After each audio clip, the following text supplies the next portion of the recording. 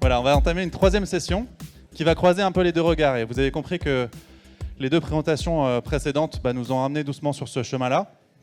Une fois qu'on a regardé le sujet sous l'angle des ressources, une fois qu'on a regardé le sujet principalement sous l'angle des usages, il s'agit de savoir maintenant comment on va décider et planifier ensemble quelle méthode prospective mettre en place pour agir aujourd'hui en anticipant demain.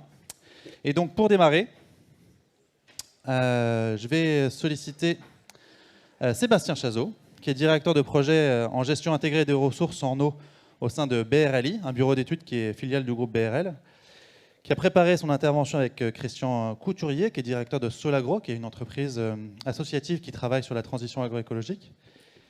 Et Sébastien, tu vas nous parler d'une approche de l'assiette au bassin versant vers des scénarios intégrés eau, alimentation, énergie, avec un regard un peu critique sur tous ces grands documents prospectifs, à l'échelle nationale notamment, qui croisent ces enjeux eau, alimentation, énergie.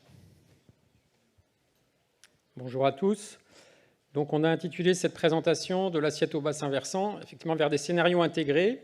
Là, on a mis une liste de sujets que nous comptons croiser, agriculture, énergie, mais en fait, il y a vraiment tous les usages de l'eau à rajouter, et la ressource en eau. Donc on va essentiellement parler de prospective. Faire de la prospective, c'est raconter des histoires, c'est vraiment mettre en mots des futurs possibles pour ne pas subir l'avenir, mais pour le choisir. Cet exercice, il est compliqué, selon l'échelle à laquelle on travaille. Il demande souvent de regarder en arrière, et j'étais très intéressé par la prise de parole sur le diagnostic agraire. Je trouve effectivement ce genre d'approche où on regarde derrière et on cherche à comprendre l'histoire, la géographie d'un territoire pour après se projeter dans l'avenir, ça me semble essentiel.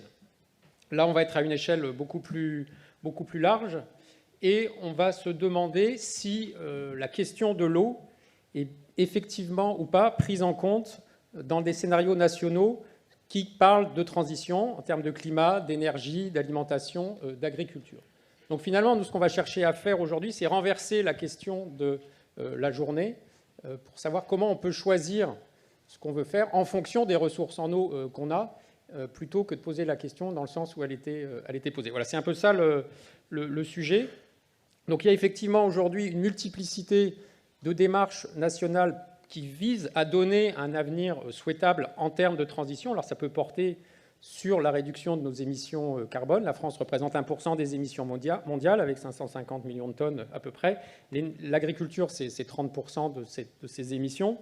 Donc les stratégies bas carbone abordent largement la question de l'agriculture. Donc on va retrouver ça dans les exercices de l'ADEME comme Transition 2050, dans la stratégie nationale bas carbone. On va trouver des questions plus focalisées sur l'énergie dans les scénarios, par exemple, de RTE, de l'association Négawatt. Et puis, il y a un exercice qu'on aime beaucoup, qu'on utilise beaucoup, nous, dans les exercices locaux de prospective que nous conduisons, qui s'appelle After 2050 et dont je vais reparler. Mais il semble que dans tous ces exercices, et y compris After 2050, donc établi par Solagro avec qui nous collaborons, eh bien, il y a cet angle mort de l'eau. Est-ce que c'est pour des raisons de complexité, de grande diversité des contextes, et ça c'est fondamental à prendre en compte. Il y a eu beaucoup d'exemples aujourd'hui qui montrent qu'on ne peut pas généraliser la question de l'eau, ou aussi par frilosité politique avec une montée en puissance du sujet dans l'espace médiatique. En tout cas, on constate qu'il y a à ce stade peu ou pas de vision nationale sur cette question prospective sur l'eau qui dépasserait le bassin versant, le district, que ce soit les 6 grands districts français, ou après dans des bassins versants de plus petite taille. Il y a bien eu la démarche Explore 1, Explore 2070, donc qui faisait aussi de la prospective comme Explore 2 en termes de ressources, mais qui avait aussi une ambition de croiser cette ressource avec des évolutions possibles des besoins en France. Et comme l'avait dit Eric ce matin, ça a peu ou pas de diffusion. Et finalement, je ne pense pas que ça a eu beaucoup de descente dans les territoires plus petits que l'échelle nationale et que dans les sphères ministérielles. Donc il y a bien des plans d'adaptation au changement climatique pour certains grands bassins versants pour les grands districts, mais ces plans-là ne font pas forcément de lien avec des politiques alimentaires, des politiques d'usage, d'agricole, énergétique ou alimentaire, je viens de le dire. Il y a ensuite des études, à plus petite échelle encore, des études prospectives eau et climat, comme Garonne 2050, comme beaucoup d'autres bassins versants etc. 2050, donc il y a Ardèche 2050, il y a Hérault 2050 que nous conduisons en ce moment, il y en a beaucoup en France, il y a Drôme 2050, et de nouveau là, il n'est pas évident dans le cahier des charges de trouver des liens très détaillés, enfin de demande d'expliciter des liens entre la chaîne de causalité, qu'est-ce qu'on mange, qu'est-ce que ça veut dire en termes d'agriculture, et au final, qu'est-ce que ça veut dire pour l'eau, et de respect des lignes rouges sur les milieux aquatiques. Il y a bien les études volume prélevable, il y a bien les études HMUC en Loire-Bretagne, il y a bien toutes ces approches, mais il y a peu ou pas cette question alimentaire qui est traitée à chaque fois. Donc, je fais ce constat, je fais aussi le constat, nous faisons le constat que dans les débats médiatisés, très malheureusement, et on en a eu encore beaucoup d'illustrations cet été, que ce soit dans des journaux très grand public ou dans des journaux plus sérieux, malheureusement, ce débat il est souvent manichéen, simplifié, où on trouve des ordres de grandeur qui sont souvent très faux, où il n'y a pas de vision d'ensemble. Et nous, ce qu'on propose dans la démarche que je vais exposer, c'est, en un résumé un peu direct, de sortir la tête des bassines pour regarder plutôt dans nos assiettes. C'est-à-dire d'intégrer toutes les composantes de la transition socio-environnementale dans les prospectives sur l'eau, l'énergie, mais aussi la question alimentaire. Alors, je ne dis pas qu'il ne faut plus parler de stockage, mais je dis que malheureusement, dans l'espace médiatique, souvent, je me souviens du journaliste qui avait interviewé Eric Soquet à France Culture, qui lui avait demandé « mais qu'est-ce que vous pensez des bassines ?» Bon, voilà, malheureusement, ça vient souvent là-dessus. C'est un gros sujet, mais ce n'est pas le seul sujet sur l'eau, et on pense qu'il est nécessaire aujourd'hui, pour donner à voir des avenirs souhaitables, pour rêver des futurs qui seraient vraiment désirables, d'intégrer plus finement, de faire plus de systémique dans l'exercice de prospective. Donc, on est assez fan à BRLI de ce qu'a fait Solagro, de cet exercice After 2050, dont je vais redire un mot. Solagro, donc on est allé les voir et on leur a dit ça, on leur a dit on a lu votre truc, on s'en sert souvent, mais pour nous, l'eau n'est pas traitée. Ils nous ont dit ça tombe bien parce qu'on a conscience de ça, on a fait cet exercice, mais il manque la question de l'eau et on aimerait bien rajouter aujourd'hui cette couche. Donc à BRLI, on est habitué à faire de la prospective à différentes échelles. Il y a ici une liste d'études que nous avons conduites ou que nous conduisons en ce moment, à l'échelle de départements, de grands bassins versants ou de plus petits bassins versants, dans lesquels nous abordons la question de manière systémique, mais où nous avons peu ou pas traité la question alimentaire.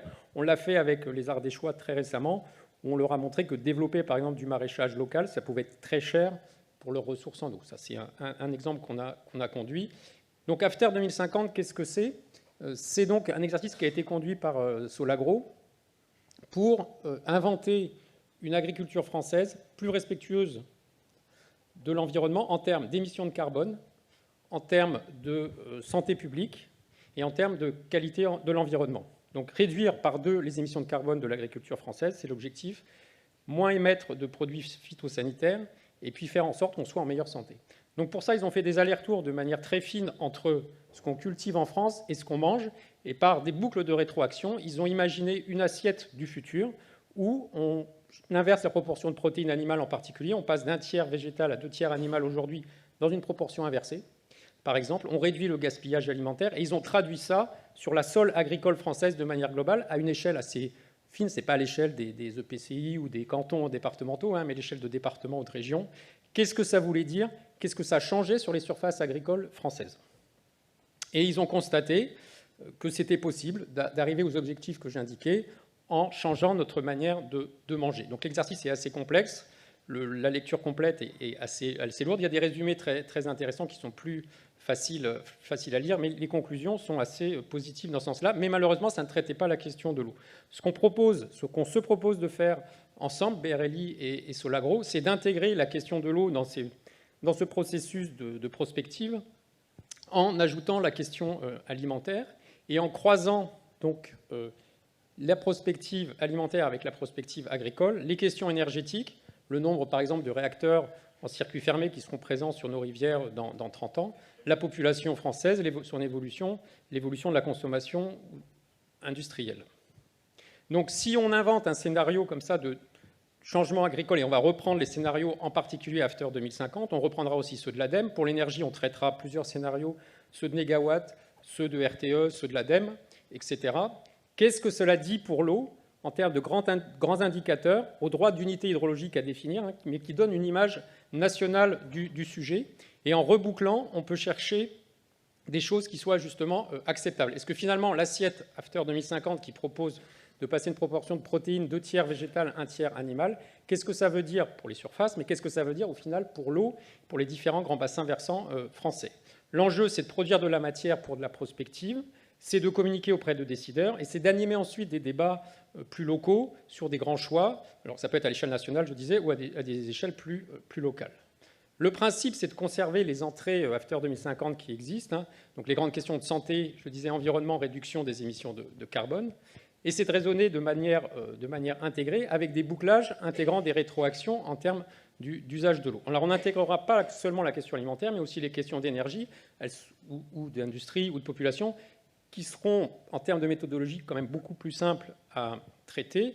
J'ai beaucoup aimé l'exposé de François Moll. Il faudra tout de même être attentif, bien rappeler les ordres de grandeur. Qu'est-ce que consomme un réacteur en circuit fermé d'une centrale nucléaire, par exemple? Parce qu'il est vrai qu'on lit énormément de bêtises sur tous ces sujets-là, même s'ils sont a priori assez simples. On prendra bien sûr en compte toutes les lignes rouges qui existent et qui sont définies aujourd'hui en termes de bon état des milieux aquatiques, que ce soit des niveaux piézométriques ou des débits à respecter dans les cours d'eau. On vise à ne pas chercher l'exhaustivité. On sait que ce qu'on fera ne sera pas forcément extrêmement précis. On va développer une approche pragmatique avec des modèles transparents qui permettront de modifier facilement des paramètres en séance de travail de concertation. Il n'y a pas une ambition scientifique à ce projet entre nos deux bureaux. Il y a une ambition pragmatique et politique, vraiment de générer de la réflexion dans les territoires. Donc on assume complètement la simplification qui sera faite. On va aller se servir, et j'étais très intéressé aussi par l'exposé sur les courbes de rendement en fonction de l'irrigation. Nous-mêmes, on a fait des calculs de besoins en eau, je vais y revenir, mais on pourra aussi s'emparer de résultats de ce type-là. Mais on ne cherchera pas l'exhaustivité, on va rechercher des indicateurs qui parlent et qui bougent surtout selon les options testées, qui donnent à voir du changement sur les ressources en eau. Quand je bouge le nombre de réacteurs en France, quand je bouge l'assiette du français, qu'est-ce qui se passe en termes socio-économiques et qu'est-ce qui se passe sur les ressources en eau. Donc là, vu le thème de la journée, je comptais vous donner... Alors, on est au début de ce projet. Il y a eu un stage que nous avons encadré cet été avec une élève de cette école de Supagro qui est présente dans la salle, Salomé Daucher. Donc, je vais m'inspirer aussi des résultats du stage de Salomé pour vous donner un aperçu un peu de à quoi pourrait ressembler ce qu'on propose de faire. Et je vais donc zoomer sur la seule question agricole en disant, voilà, nous on se demande comment construire un outil dans lequel je peux injecter le scénario After 2050 ou le scénario de l'ADEME sur l'agriculture ou d'autres et de voir ce que ça donne pour l'eau.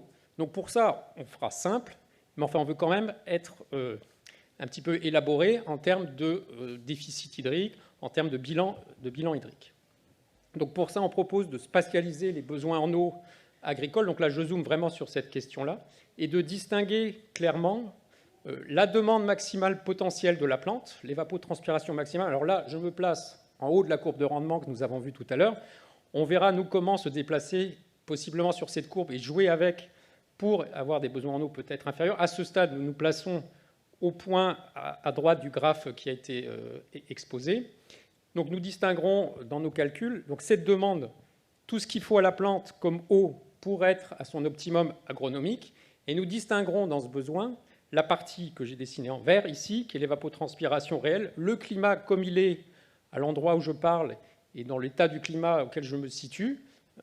Donc il permet de fournir une partie de ce besoin pour être à l'optimum, et ce qui n'est pas fourni, c'est ce que nous appelons ici en bleu le déficit hydrique. Donc je peux déjà définir deux indicateurs ici, la part qui est satisfaite sur le besoin total, donc ETR, évapotranspiration réelle sur évapotranspiration maximale, ETR sur ETM, et puis la part non satisfaite, D divisé par ETM, donc la part qui n'est pas satisfaite par le climat. Donc cette approche, nous avons commencé à la conduire pour 11 catégories de plantes, selon un modèle agroclimatique, en intégrant des réserves utiles spatialisées et à l'échelle du territoire national.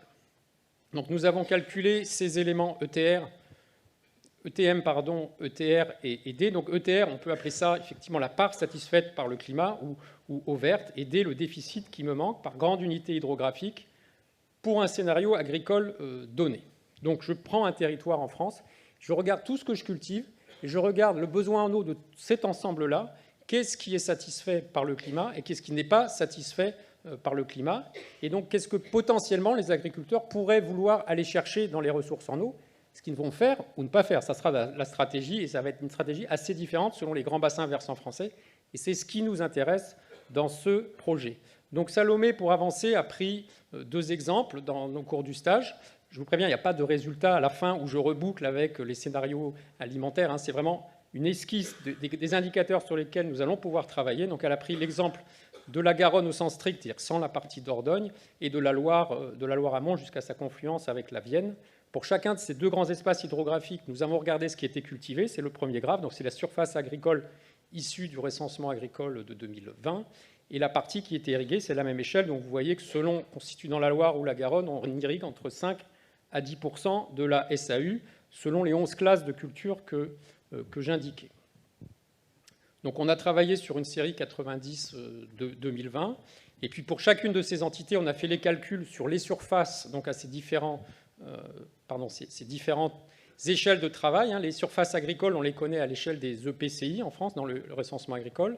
Le climat à l'échelle de mailles assez fines qui définissent le PETP. Et les entités hydrologiques, pour l'instant, on a coupé la France en 24 sous-bassins.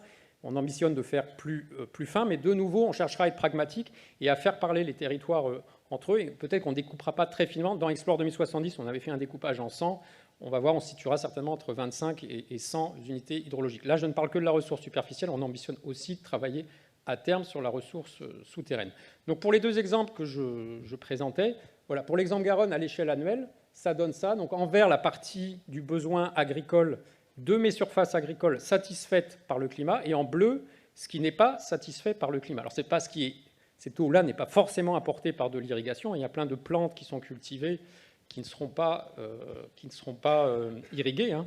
Mais ça donne un indicateur en fonction des choix agricoles qui sont faits, qui sont en fait déterminés par nos choix alimentaires aussi, hein. Donc il y a toute une histoire derrière depuis les années 50 que j'ai beaucoup aimé, qui soit racontée à l'échelle locale dans l'Adour, mais qui est aussi vraie à l'échelle de la France. Si on cultive ce qu'on cultive en France, c'est une histoire qui est longue, qui s'accélère depuis la Seconde Guerre mondiale, et qui aujourd'hui donc donne l'agriculture qu'on a, et donc donne les bilans hydriques qu'on a, avec un climat qui est en plus en train de changer. Donc maintenant, si pour chacun des mois, je divise la barre bleue par la barre verte, je vais avoir le ratio, hein, de la partie qui est satisfaite par le climat pour chacun de mes 2 bassins versants. Et on voit que pour la Loire, par exemple, le climat, comme il est aujourd'hui, satisfait une plus grande partie de la demande agricole en eau totale théorique, un peu plus que sur la Garonne, en particulier en étiage. Voilà un exemple d'indicateur. Déjà, on peut déjà faire parler les territoires entre eux. Ensuite, ce qu'on a fait avec Salomé, on a regardé la partie qui était irriguée dans cette surface agricole totale dans chacun des deux entités. Donc je disais 5% pour la Loire, 10% pour la Garonne. Et donc il y a une petite partie de la SAU, 5 à 10%, qui est irriguée. Et cette partie, on a calculé son besoin en eau théorique en se plaçant toujours, hein, à 100% à l'optimum agronomique. Et donc là, c'est le besoin strictement en eau d'irrigation. Ce n'est pas l'eau totale, c'est, si je fais référence au graphe de gauche, c'est la partie bleue, hein, en fait. Là, je l'ai mis en bleu foncé parce que je ne l'applique qu'aux seules surfaces irriguées. Et ensuite, on s'est demandé, eh bien, finalement, ces surfaces qui sont irriguées dans ces 2 grandes entités, qu'est-ce que ça représente au regard du déficit hydrique que j'ai calculé tout à l'heure pour l'ensemble de ma sol agricole sur chacune de mes 2 entités. Donc je vais diviser ma barre bleu marine par ma barre bleu ciel pour chacune de mes entités et au pas de temps mensuel. Et là, on arrive à distinguer des choses déjà intéressantes. Les résultats sont certainement faux, on va réaffiner tous ces calculs, mais c'est vraiment, de nouveau, je me répète, c'est un exposé méthodologique.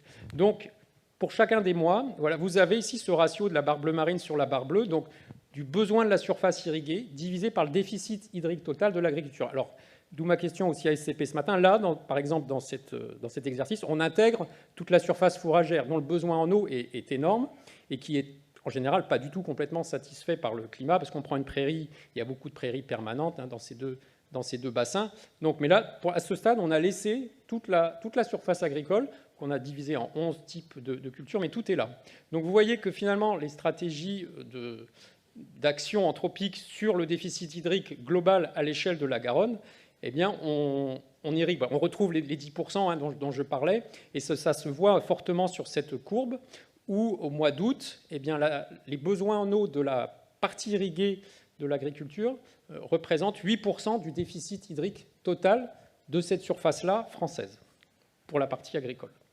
Voilà. Enfin, ce qu'on a souhaité faire, et ce qui sera le cœur de notre projet, c'est de croiser ces besoins théoriques, ces différents déficits, avec la ressource en eau, et de voir comment ça vient se positionner par rapport aux limites hydriques des différentes entités considérées, par rapport aux débits biologiques qui sont définis sur ces grandes entités. Donc là, j'ai rappelé le débit quinquennal sec aux deux points où je travaille, la Garonne et la Loire, le débit donc, de ces deux cours d'eau, donc au droit de la confluence Vienne, et puis à l'aval pour la Garonne, mais en soustrayant la Dordogne pour la Garonne. Donc on voit que ça se ressemble un petit peu pour ces deux entités. Donc là, ce qu'on veut faire maintenant, c'est croiser nos approches agricoles avec l'hydrologie de ces cours d'eau pour savoir, finalement, ce grand déficit-là que j'ai, ma barre bleue, qu'est-ce qu'elle représente au regard de la ressource. Alors bien sûr, je ne viens pas la prélever, ce déficit, mais potentiellement, ça montre que mon type d'agriculture que j'ai développé au cours de l'histoire, en quoi il est pressant potentiellement par rapport à la ressource en eau que j'ai à cet endroit-là. Et ça, c'est intéressant. Et donc, on divise la partie bleue de mon schéma à gauche par la ressource en eau pour chacun des mois. Donc, je vais avoir ce que j'ai appelé le rapport du déficit agricole total sur la ressource superficielle. Ce n'est pas un prélèvement, hein. On est à des pourcentages très forts. Vous voyez qu'au mois d'août, pour la Garonne, on est autour de 400%, et pour la Loire, on est autour de 500%. C'est inversé en juillet. On retrouve les mêmes ordres de grandeur. Je pense que si on avait choisi encore d'autres bassins versants, on pourrait avoir des choses plus contrastées en France. Donc là, ça se ressemble assez quand je regarde le déficit total. Maintenant, je fais le même exercice où je divise cette fois seulement le déficit agricole pour les surfaces irriguées, donc le besoin agricole total théorique au rendement optimum. Et j'obtiens, vous voyez, des choses très différentes entre la Garonne et la Loire. Je suis dans des pressions de l'ordre de 40% pour la Garonne au mois de juillet et seulement de 10% pour la Loire. Est-ce qu'on prélève effectivement ça dans la Garonne ou la Loire? On ne l'a pas encore regardé, et le prélèvement réel, il est certainement différent du déficit des surfaces irriguées. Donc ça, c'est la suite de notre travail, ça fait partie de notre feuille de route. Mais voilà, j'ai présenté dans quel état d'esprit nous allons travailler, et cet exercice, ce stage de Salomé, nous permet de définir vraiment une feuille de route méthodologique sur comment on doit et sur quel sujet on doit progresser pour arriver à cette boîte à outils pratique pour faire cet exercice prospectif à l'échelle des 25 à 100 entités hydrologiques. Donc il nous reste beaucoup de choses à voir. Comment on intègre les autres usages, mais ça nous fait beaucoup moins peur que ces questions agricoles. Comment on affine les calculs de besoins en eau agricole? Est-ce qu'on se lance dans des courbes de rendement? Est-ce qu'on reste à l'optimum à ce stade? Comment on prend en compte les limites des milieux aquatiques, sachant qu'elles bougent selon les exercices qui sont renouvelés parfois? En tout cas, on va s'emparer de toutes les EVP qui ont été faites sur RMC, des DOE qui existent sur Adour-Garonne, et ça sera nos lignes rouges dans le modèle. Comment on choisit nos points de calcul? On a déjà beaucoup cogité. Comment on va intégrer les ressources souterraines? Et puis, quelle sera la liste définitive des indicateurs en s'inspirant de ces ratios que j'ai présentés aujourd'hui? L'enjeu après est bien de pouvoir jouer avec le modèle et une fois qu'on a établi ces indicateurs, de changer tout ce qu'on pourra changer. Là, on raisonne à climat actuel. On jouera avec des scénarios climatiques en cohérence avec les scénarios qu'on va modéliser, ceux qui sont dans l'ADEME, dans les projections négawatts ou RTE. Donc on pourra bouger le climat pour voir comment, à occupation du sol identique, le besoin en eau varie. On pourra aussi, bien sûr, en fonction de ces hypothèses climatiques, regarder comment bouge la ressource en eau. Donc le numérateur et le dénominateur, le numérateur il va augmenter, le dénominateur il va certainement diminuer. Eric Sauquet n'a pas divulgué encore de résultats très précis, mais on va vraiment s'emparer des résultats d'Explore 2 sur la partie ressources en eau. Donc tout à l'heure, les débits que je vous ai présentés pour Loire et Garonne, c'est les débits sur la séquence des 30 dernières années, mais on va faire bouger ces courbes en fonction des résultats d'Explore 2 pour voir comment bougent nos indicateurs. On va pouvoir jouer avec les questions alimentaires, donc rentrer dans le modèle la France de 2050 selon Solagro, donc une France où on mange beaucoup moins de protéines animales et où on mange beaucoup plus de protéines végétales. Une France qui est très différente, hein, je vous invite à aller lire ce scénario, qui est très différente de la France aujourd'hui en termes agricoles. On pourra modéliser une France où on généralise des questions agroécologiques comme très intéressantes aujourd'hui pour faire vraiment la synthèse de tout ce qu'on a vu depuis ce matin. Comment je peux réduire aussi le besoin en eau de mes plantes, à la fois l'eau verte et la partie bleue de mes graphiques tout à l'heure, si je généralise un travail du sol, toutes les questions qui ont été exposées tout à l'heure. Si j'invente un système énergétique français où il y a moins de réacteurs fermés sur nos centrales, sachant que les réacteurs fermés, c'est ceux qui consomment le plus d'eau. C'est pour ça que j'insiste sur eux. Les réacteurs ouverts, l'eau passe à l'intérieur, ça prélève énormément d'eau, mais ça rejette toute l'eau que ça prélève. Il en faut quand même. Voilà ce qu'on compte faire. On mesure l'ambition du projet. On est très motivé suite au stage qui a eu lieu cet été. Les deux équipes se connaissent désormais bien et on compte rebondir ce que j'ai exposé, ce que Salomé a fait pour poursuivre notre démarche et donner à penser à la fois à l'échelle nationale. On espère intéresser les 6 grands districts hydrographiques, le ministère de l'eau. L'ADEME s'est déjà montré extrêmement intéressé par ce qu'on ambitionne de faire. Et puis après, à donner à voir à des exercices plus locaux, et ça sera la transition avec l'exposé qui vient de Sébastien Loubier, sur par exemple l'établissement de PTGE. Il nous semble fondamental que ces questions-là soient appropriées par des jeux, des exercices à inventer, je pense avec les gens qui ne soient pas seulement spectateurs de nos scénarios, mais qui soient aussi acteurs localement, jouer avec notre modèle pour comprendre comment, quand je bouge ça bouge au final l'impact, l'empreinte sur la ressource en eau, et ça vient modifier les grands équilibres. L'idée, c'est de voir si on a l'eau de nos ambitions, pour reprendre une formule que m'avait glissée de nos ambitions. Julien. Comment on peut choisir notre avenir pour ne pas le subir en fonction de la ressource en eau. Pour des premiers résultats, rendez-vous dans 1 an à 2 ans, je pense. Voilà. Ah, j'attendais 3. Bon. Donc c'est non, déjà... mais premier résultat, tu Ouais. vas pas dire tous les résultats. Une courte question qui appellera une réponse Merci. courte. Alors, Nicolas, tu as déjà parlé. Du coup, est-ce que vous avez prévu d'intégrer les retenues collinaires dans le bilan, au même titre que les ressources souterraines? Alors, on a prévu, là, on a déjà imaginé des choses. C'est-à-dire que là, ma courbe, ça va être des débits naturels reconstitués qu'on va réinfluencer avec des usages actuels. Et par exemple, au mois de juillet, on pourra, en plus du débit la Garonne, là aujourd'hui, on est autour de 125 mètres cubes secondes en quinquennal sec, eh bien, on rajoutera en volume, enfin en débit fictif continu sur le mois de juillet, l'équivalent du volume existant, mais on pourra aussi jouer avec ce volume-là. Donc là, on est en train de voir avec Adour-Garonne comment on peut récupérer le volume total stockable. Et ce qui sera vraiment rempli le 1er juin dans 30 ans, on se posera cette question. Mais de nouveau, on pourrait faire une thèse sur chacun de nos paramètres.